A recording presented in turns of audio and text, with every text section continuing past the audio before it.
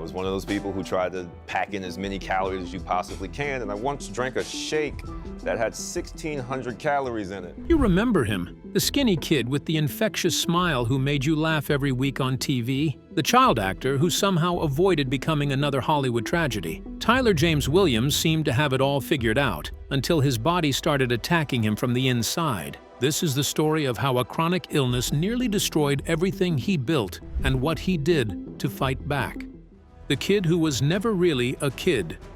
October 9, 1992, Westchester County, New York. While most 4-year-olds were learning their ABCs and playing in sandboxes, Tyler James Williams was memorizing lines, not for a school play, for actual television productions. Think about that for a second. 4 years old, an age where most of us couldn't even tie our shoes, and Tyler was already navigating the cutthroat world of professional acting. His parents recognized something in him, raw talent mixed with an unusually mature presence. But was this gift actually a curse in disguise? Because here's what nobody tells you about child stardom. There's a darkness that comes with growing up in an adult world when you're barely tall enough to reach the snack table. By age 5, Tyler was walking the iconic halls of Sesame Street. Sounds magical, doesn't it? Every kid's dream. Except it became Tyler's first brutal lesson in how Hollywood works. The moment that Big Bird costume opened and a full-grown man stepped out,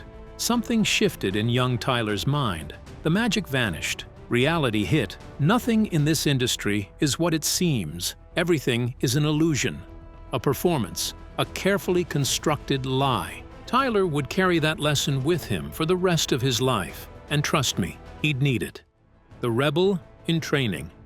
Fast forward to age 12, Paramount Studios. While you were probably worried about middle school drama and who to sit with at lunch, Tyler and his fellow child actors were terrorizing million-dollar sets like it was their personal playground, shaking up soda cans, launching them like grenades, sprinting away before anyone could catch them. Production assistants would discover sticky messes on pristine sets, and nobody knew who was responsible until now. Tyler has admitted it. He was one of the rebels, the kids who turned Hollywood studios into their personal chaos zone. But why? Was it rebellion against the pressure? A desperate attempt to have a normal childhood? Or was it something darker? A cry for help from kids forced to grow up too fast? We'll never know for sure. But what happened next would either make or break Tyler's entire future.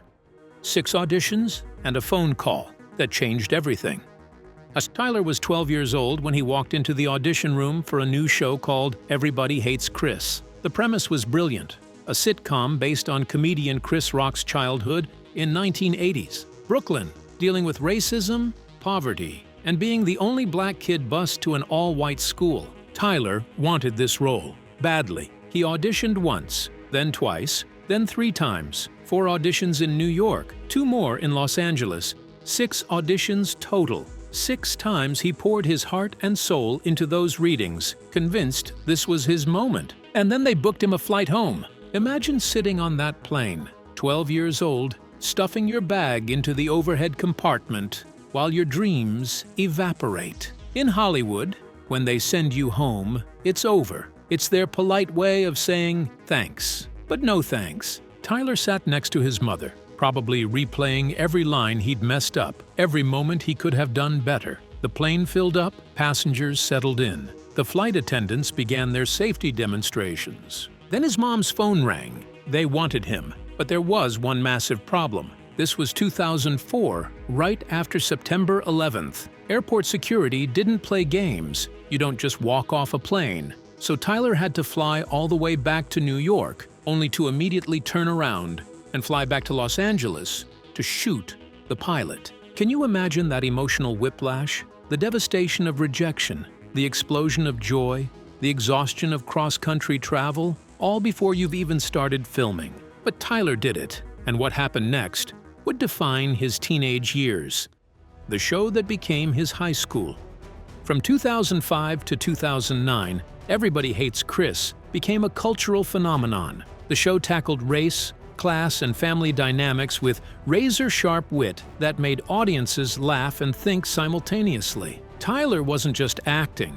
He was becoming the voice for a generation of kids who felt like outsiders. 4 seasons, 88 episodes. Tyler filmed it all from ages 12 to 16. While your teenage years were filled with prom, football games, first dates, and homework stress, Tyler was on set 12 hours a day. That show became his high school experience. The cast and crew became his classmates. The lessons he learned weren't in textbooks. They were in scripts, blocking rehearsals, and character development. And Chris Rock, the man whose childhood Tyler was portraying, gave him advice that would become his compass for life. Stay true to yourself. Don't listen to what anybody else has to say. Simple words, but they hit different when you're 13 and suddenly famous. When everyone around you is trying to tell you who to be, what roles to take, how to act, who to date, what to wear, how to talk. Rock's advice became Tyler's anchor, and he was going to need it because the hardest part of his journey was just beginning. The Curse of the Child Actor. When Everybody Hates Chris ended in 2009, Tyler was 16 years old. And here's where most child actor stories end tragically. You know the statistics. The horror stories. The former child stars who spiral into addiction, bankruptcy, obscurity. The industry chews them up and spits them out like yesterday's garbage. But Tyler had something most didn't: discipline and a plan. He kept working. Guest spots, small roles, anything to stay relevant. In 2012, he landed a recurring role on the animated series The Boondocks. These weren't glamorous gigs. These weren't the roles that would define him. These were survival roles, the jobs that pay bills while you wait for something bigger. And then came 2012, and Tyler's world exploded in a completely unexpected direction. Death on screen. The Walking Dead, Season 5. Tyler joined the cast as Noah, a survivor trying to stay alive in a zombie apocalypse. This wasn't just another acting gig, this was a test. Could the funny kid from Brooklyn play someone battling for survival? Could he make audiences forget about Chris Rock's teenage counterpart and see him as someone completely different? The answer was yes, and it terrified him. On The Walking Dead, Tyler learned what it felt like to die on screen. His character Noah met one of the show's most brutal, horrifying deaths, torn apart by walkers in a scene so visceral that fans are still talking about it today. It proved Tyler could handle anything. The dramatic range, the emotional depth, the physical demands. He wasn't just a comedy actor anymore. He was versatile, dangerous, unpredictable. But while Tyler was building his resume and proving his range, something sinister was happening inside his body, something that would threaten everything he'd worked for. The war inside.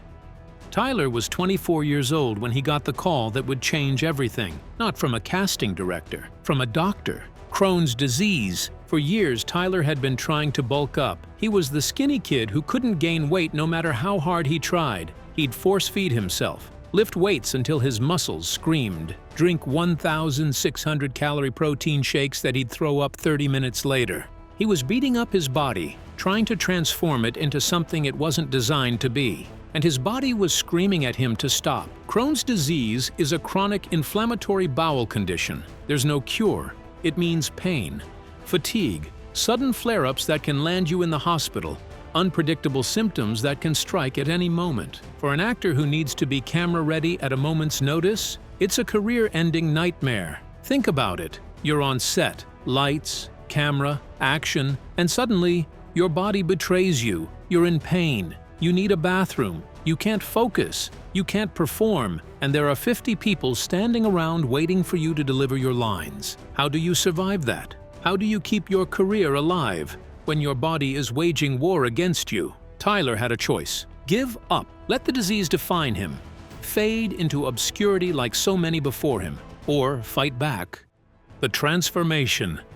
Tyler completely changed his relationship with his body. No more trying to force rapid transformations. No more killing himself in the gym. No more treating his body like an enemy to be conquered. Instead, he learned to request change over time, to work with his body instead of against it. He switched from 3 massive meals to 6 smaller ones spread throughout the day. Started his mornings with smoothies and oatmeal instead of protein bombs. Saved his heavier meals for dinner when he could just pass out afterward. During the 2020 pandemic, he built a home workout routine: kettlebell swings, push-ups, pull-ups, Bulgarian split squats that made him want to quit every single time. But here's what most people don't understand about Tyler's diagnosis. It didn't slow him down. It made him sharper. The invisible battle.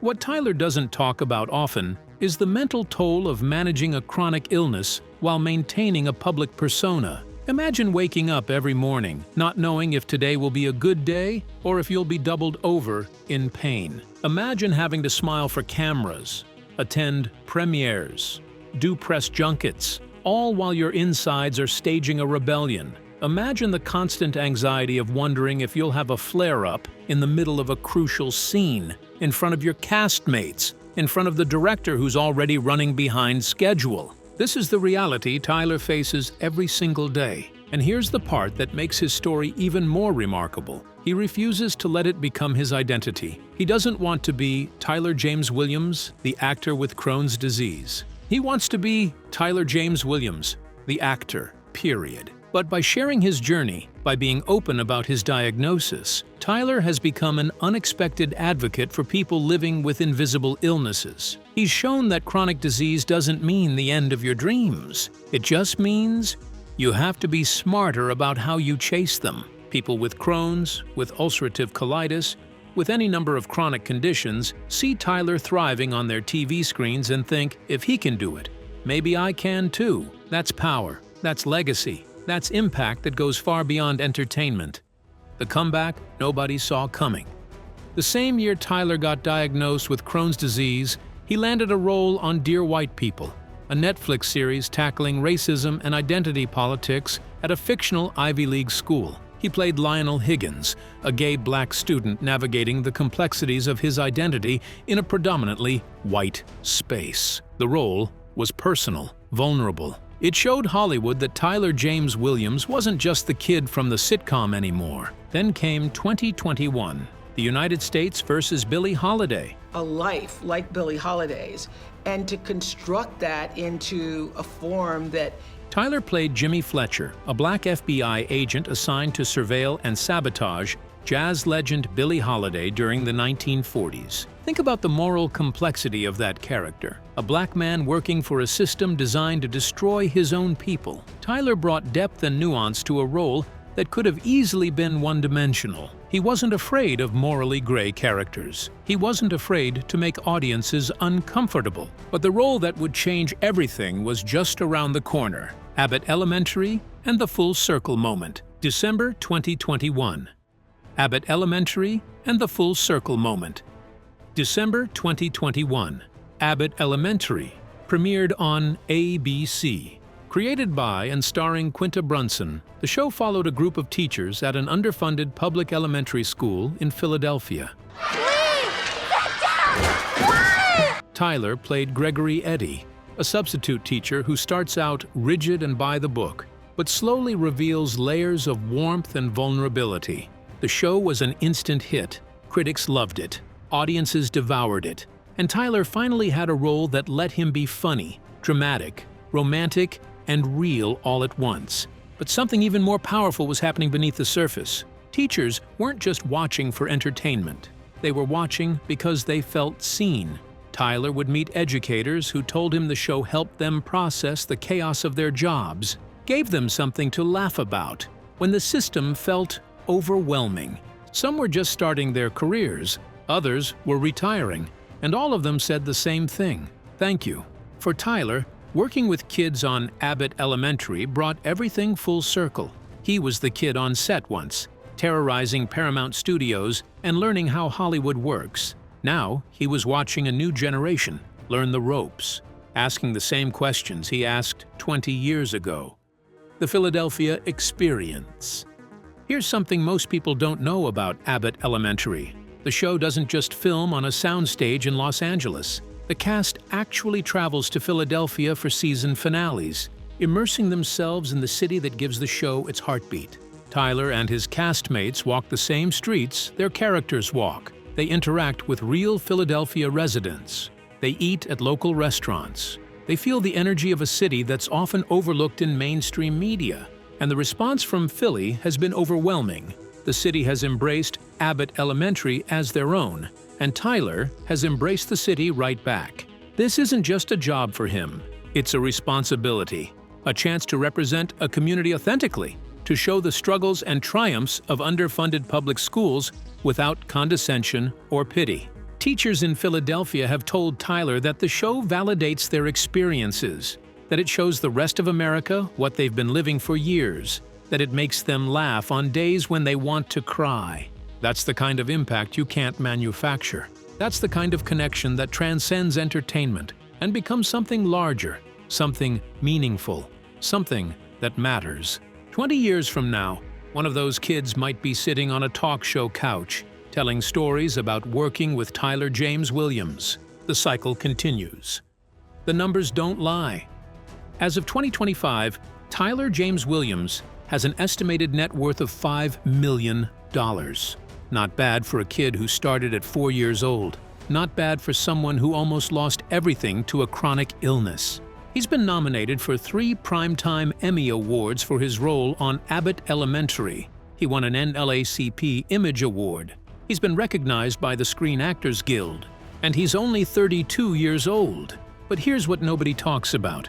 Tyler's still the same kid who shook up soda cans and ran through Paramount Studios causing chaos. Horrible. We would shake up like soda cans, pop them, and release them, and then take off running. He's still the kid who got off a plane mid-flight to chase his dream. He's still the person who learned early on that nothing in Hollywood is what it seems. And that's exactly why he's survived this long. The secret nobody tells you. Tyler James Williams works with kids over adults any day. Not because kids are easier, but because they're honest. They're not jaded yet. They still see the magic in what they're doing. And maybe that's the secret. You know what I mean? They're kids. They pay attention to literally everything. What's really nice is right now, we have this thing that's been happening where the kids who started in season... Tyler never lost that magic, even when his body betrayed him, even when the industry tried to box him in, even when he could have coasted on his childhood fame and called it a career. He kept going. He kept evolving. He kept showing up. Remember that moment when 14-year-old Tyler saw Beyoncé was nominated at an award show? He checked beforehand, saw her name, and decided that night he was going to hug her, not ask for a photo, not shake her hand, hug her. And when she won, that's exactly what he did. I knew she was gonna win because I knew that she was nominated, and I checked beforehand, and it was like, who is this? And it was Beyoncé, so I was hyped. The photo of 14-year-old Tyler's face pressed against Beyoncé's shoulder is iconic. Pure joy, pure disbelief. The face of a kid who couldn't believe his life was real. She smelled like success, by the way. That's what Tyler said. That moment captures everything about Tyler James Williams. The audacity, the confidence, the refusal to play small, the determination to grab life by the throat and make it give him what he wants. The lessons from the pandemic. When 2020 hit and the world shut down, Tyler could have used it as an excuse to stop training, to let his health slip, to give in to the fear and uncertainty that gripped everyone. Instead, he built a home gym, not a fancy one with thousands of dollars of equipment, a simple setup, a kettlebell, a pull-up bar, his own body weight, and he got to work. Those Bulgarian split squats he mentioned, they're brutal. They're the kind of exercise that makes even experienced athletes want to quit. But Tyler did them every single day because he understood something crucial. Consistency beats intensity. You don't transform your body in a day. You don't manage a chronic illness with one good decision. You do it through small, repeated actions over time, through showing up even when you don't feel like it, through pushing through the discomfort because you know the alternative is worse.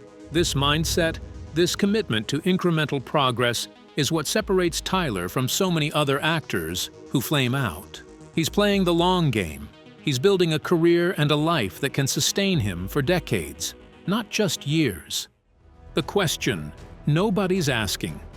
With Abbott Elementary locked in for at least 2 more seasons, Crohn's disease requiring constant management, and Tyler's refusal to compromise his health for fame, what comes next? He's conquered sitcoms. He's survived zombies. He's tackled historical dramas. He's built a body that works with him instead of against him. He's inspired teachers, actors, and kids who feel like outsiders.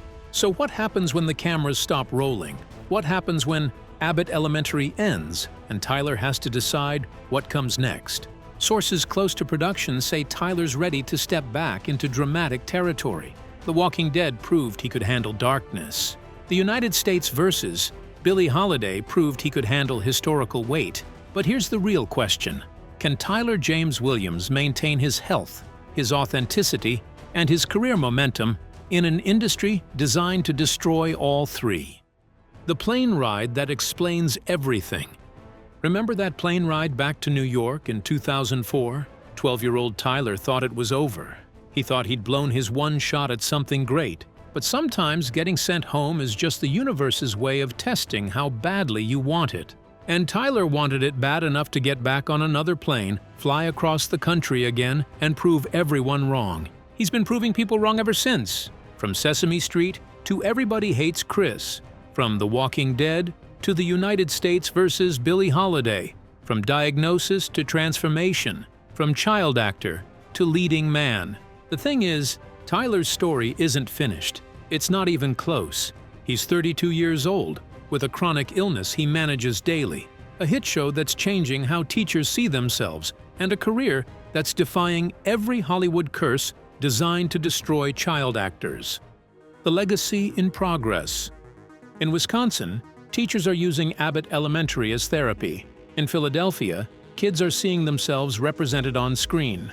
And in Westchester County, New York, a 4-year-old is probably memorizing their first lines right now, dreaming of following in Tyler James Williams' footsteps. Tyler grew up in a world where nothing was real. Big Bird was a man in a suit. Sets were built and torn down overnight. Scripts told you who to be and what to say. But somehow, in the middle of all that manufactured reality, Tyler James Williams found something authentic. He found himself.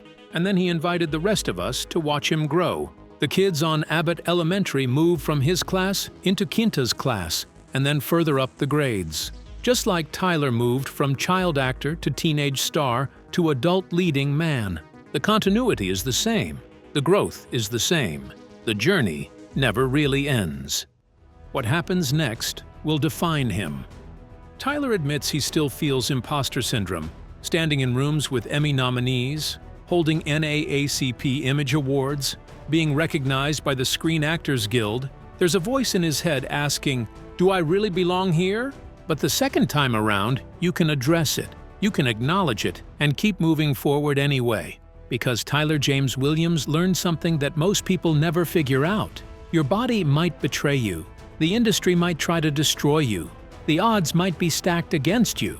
But if you stay true to yourself, if you remember Chris Rock's advice and refuse to let anyone else define who you are, you can survive anything.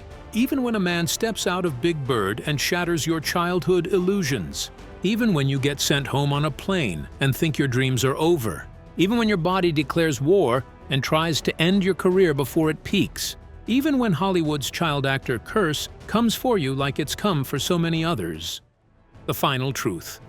Tyler James Williams is still here. Still working, still evolving, still proving that the skinny kid from Westchester County who started acting at 4 years old can build a career that lasts. And the most shocking part? He's just getting started. The roles he's taken, the boundaries he's pushed, the authenticity he's maintained, the health battles he's fought, the legacy he's building, brick by brick, roll by roll, day by day. This is what happens when talent meets discipline.